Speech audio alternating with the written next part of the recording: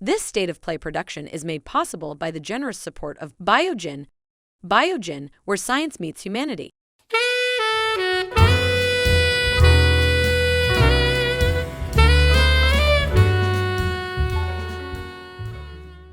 What a delight and honor it is to have you with us, Nikki Giovanni. It's always a joy to be in your company, and you do such a perfect job of illuminating life experiences, and in particular, some of our racial experiences. But I sort of want to just cut to the chase. Do you think there's anything distinctive about COVID-19, particularly in terms of its maybe accelerating and heightening our focus on racial reckoning? Well, I really think that one of the good things is that the Klan has to take their mask off. So they can't wear their hoods anymore. And so they're fighting back. They're like boys. They're like children. They're saying, well, I'm not going to wear my mask. If I can't wear my hood, damn it, I'm not going to wear my mask.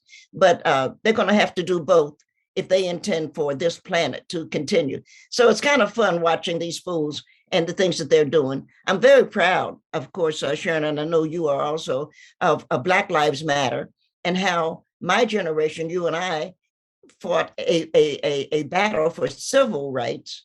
And they took, the young women took that step next, and they are fighting a battle for global rights. And I know that, and I say it with no, I'm not upset about it, but I know I won't be around for their grandchildren, who I think will be fighting for galactic rights. And I just, when you look at the future, you think, oh, look at what Black people have done and how we've done it step by step by step. It's a wonderful thing to be Black. Well, one thing I also want to sort of probe with you, Nikki, is that when you deal with something like an epidemic, it really drives home something we in the West don't like to think about, and that is mortality.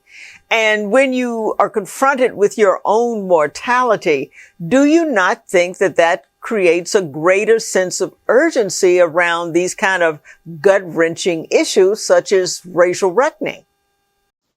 I think that, again, Black Americans have had the weight of life and death on us since before 1619, since we were crossing Middle Passage. And when you start to think about your ancestors and what they had to go through, what they were worried about, that every time I was going to say their husbands or their sons, but now their daughters or anybody, every time they leave home, you worry. And it's getting to the point now, Sharon, that every time they leave home to go to high school, you're worried. So we know that something is wrong with the NRA, and we know that something is wrong with the right wing of life, that the Nazi situation cannot continue because it's an evil situation, and they want to suck life out of everybody. They are not looking for life; they're looking to stop life. So I think that we, again, speaking as a mother, the one thing that you want, you have this child and you want this child to live. And I think Mother Earth feels the same way about her children, humans. She would like for us to live. So I think that she keeps saying things, whether we want to hear it or not. We have the fires in the West. We have the floods. We have the mudslides. We have a lot that Mother Earth is saying, guys, straighten up. And I think some of us are intelligent enough to listen, and some of us will, if we're lucky, be drowned. You've always had crossover appeal. And I say that because I think even when you did Black Judgment, the New York Times picked it up, I believe, when you had a gathering at the Birdland. Is that right? And do you believe that that the same kind of dynamic is at play here, because so many young white people have been a part of the George Floyd killing protests? Do you think there's something significant in that? I think that the truth will always excite people.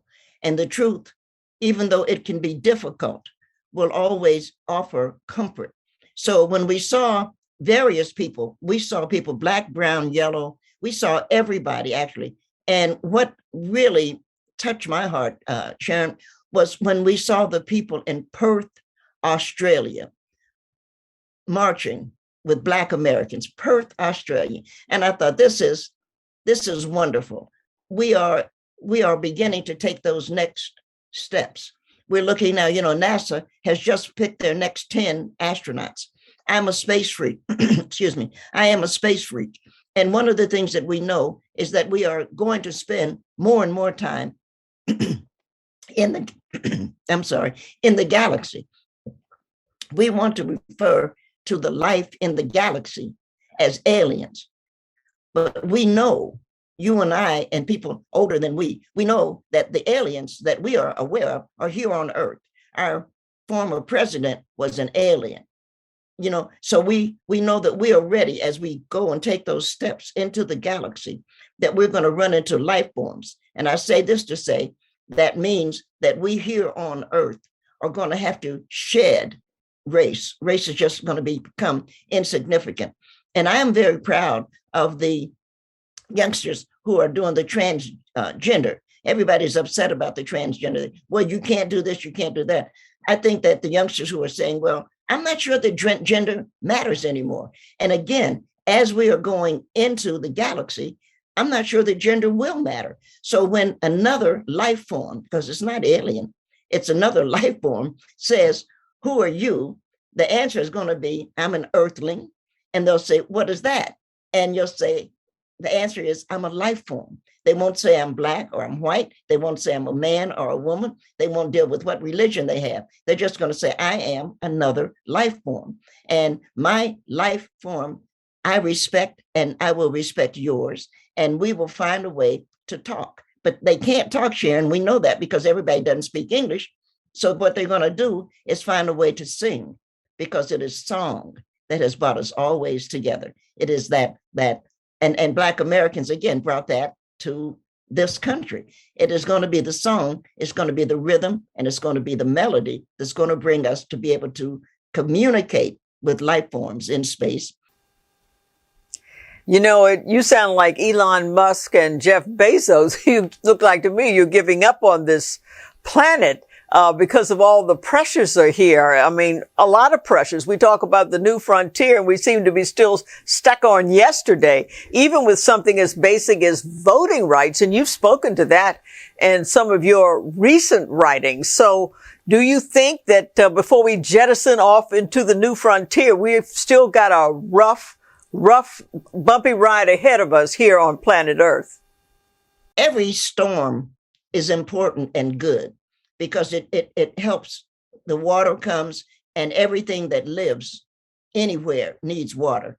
So it's going to be a bumpy ride, yeah. But we know, and look at what we've gone through the last 200 or 300 years. We know we can make it. We know that we can go through it. And it's, what does the old blues song say? Keep a knocking, but you can't come in. Come back tomorrow night and try it again. And we're gonna bump on through it. We're gonna make it and find out what's on the other side. I'm so excited about that. The only regret I have of being old, and I don't have a regret of being old, is that I'm not going to see what's on the other side. But I know that there's something there.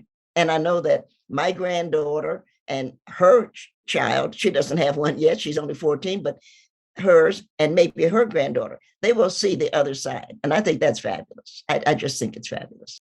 So I guess you were envious of William Shatner, our original Captain Kirk, 90 years old, having a chance to join Bezos on Blue Origin. Wasn't a very long ride, but I bet you were envious. I was envious because I would like to be able to go into space. And I can't because I've had lung cancer and they took my left lung out. And so I can go, but I can't come back. And so that's a discussion that all of us have. I can go, but I can't come back, Sharon, because if I come back into gravity, my organs will move around and it will kill me. And it's not that I'm not going to die anyway. I did have the opportunity, though, to ride the SST, the supersonic transport, which goes up to 70,000 feet. So I was able to see the curve of the Earth. And I thought it was just a great gift from God that I could get up that high to see it. But I would love to go I'd love to just go to the International Space Station. If I could find a way to take a good bottle of champagne, I would go up to this International Space Station and spend the rest of my years up there, or my days, or whatever I've got. it'd be really cool to send in the International Space Station, with a really good, I must say, hamburger, and have some champagne and look at what's around me. Look for the.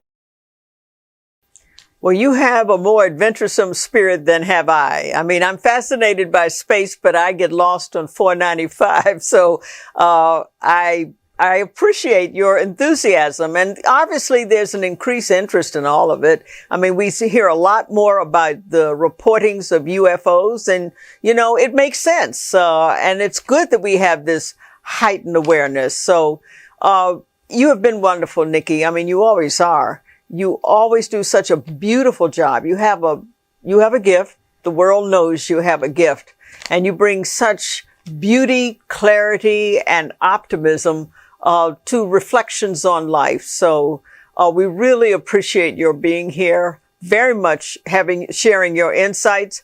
And when you want that champagne, we're going to when you come to DC, we can't take you to the space station, but we'll go out and have that bottle of champagne. Thanks so much, Nikki. Oh, it's good to see you again. And thank you so much for inviting me. And I look forward to visiting your city soon. I haven't been over for a while because I've been stuck in